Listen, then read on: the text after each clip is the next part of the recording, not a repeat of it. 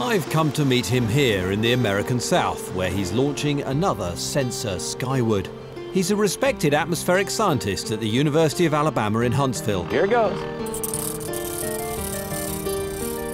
Wow, it goes fast. He doesn't believe mankind is drastically changing the climate, so let's pin him to the board. What do you make of that?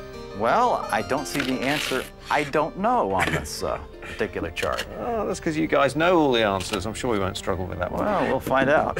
The first one with our globe is, how certain are you that the planet is getting hotter and that mankind is at least responsible for some of that warming? Where would you put it? Well, I would say that yes, we're certain the planet has warmed up in the last 150 years or so, and it's pretty likely we've had at least some impact on that. So I would put that about halfway there. Pretty certain, but not completely. The next one is, are you certain that there is such a thing as the greenhouse effect and that gases like carbon dioxide and water vapor are partly responsible for it? Yes, there's no question about the fact that greenhouse gases are important and do warm up the atmosphere. Okay. And do you accept that in the last 150 years or maybe more, mankind has generated a lot of greenhouse gas, and the amount of greenhouse gas, particularly carbon dioxide, is increasing in the atmosphere? Is that certain? Oh yes, human progress has contributed quite a bit of CO2 to the atmosphere. So it's interesting because even you accept the basic scientific principles of the greenhouse effect. That's right. So there seems a remarkable amount of agreement that mankind is causing some global warming. So where does the disagreement begin? Here, with a hockey stick. Not literally, despite some of the bruising scientific encounters. The so-called hockey stick graph is a record of global temperatures.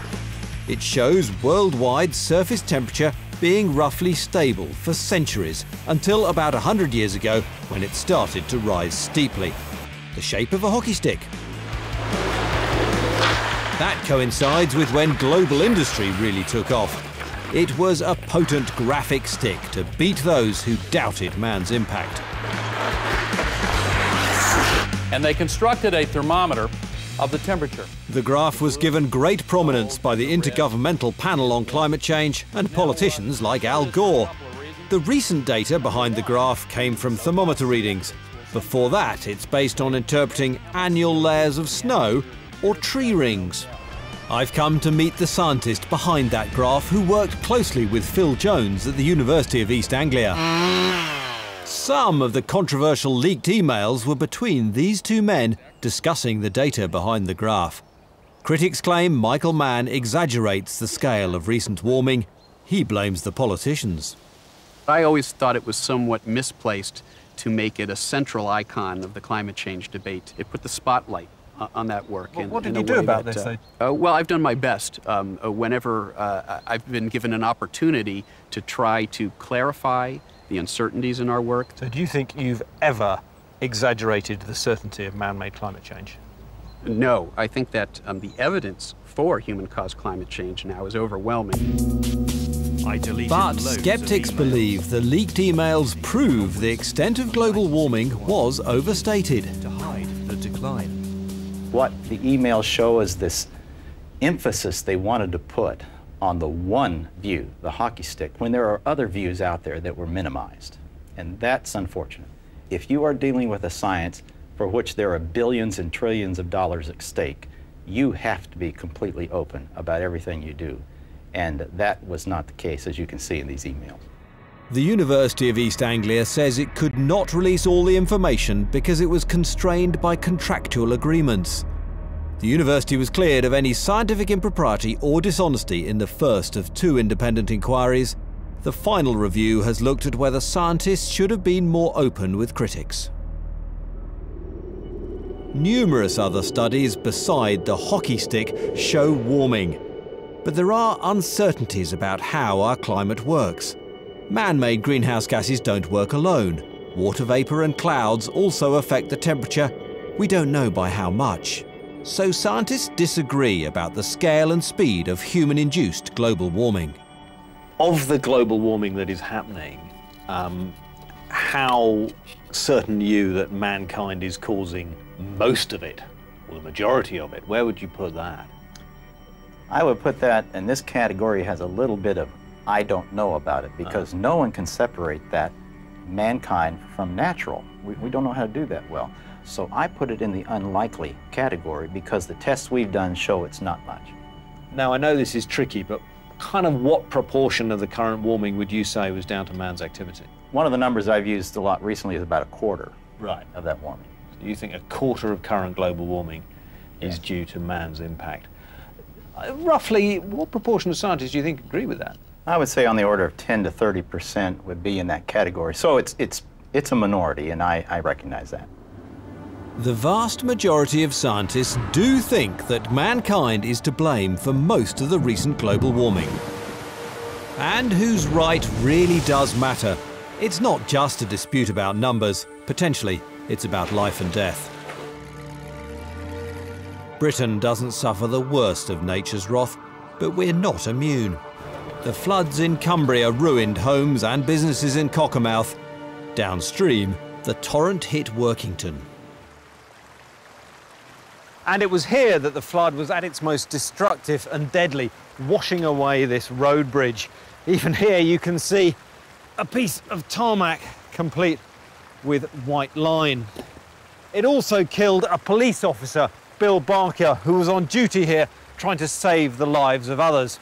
This is definitely a casualty of extreme weather. Should it also be considered a casualty of climate change? Leading skeptic Bjorn Lomborg from Denmark is making a film to oppose Al Gore's An Inconvenient Truth. With electricity and with beautiful lights. And Bob Ward campaigns to halt global warming. We brought them together and began by asking whether climate change is causing more extreme weather. So I think it's likely, but I certainly wouldn't go over to certain, that we've already seen an increase in the intensity of extreme weather events worldwide.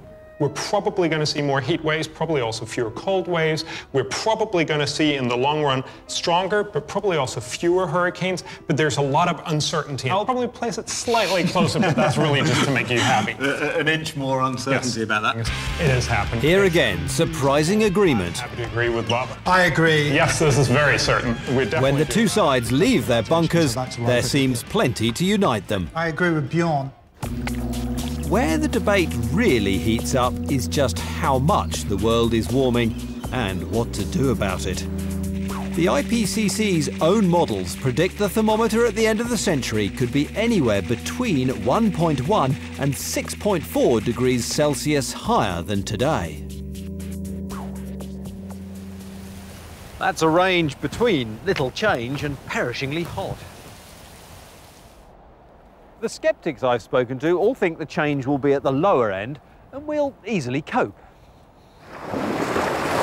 Take sea level rise. The UN says by the end of the century we should see a rise of between 18 and 59 centimetres. How bad is 30 centimeters by the end of the century? Well, the last 150 years, sea levels rose about 30 centimeters. Yet, most people just didn't notice. We actually adapted, we dealt with it. It was a bad thing, yes, but it was not something we couldn't handle.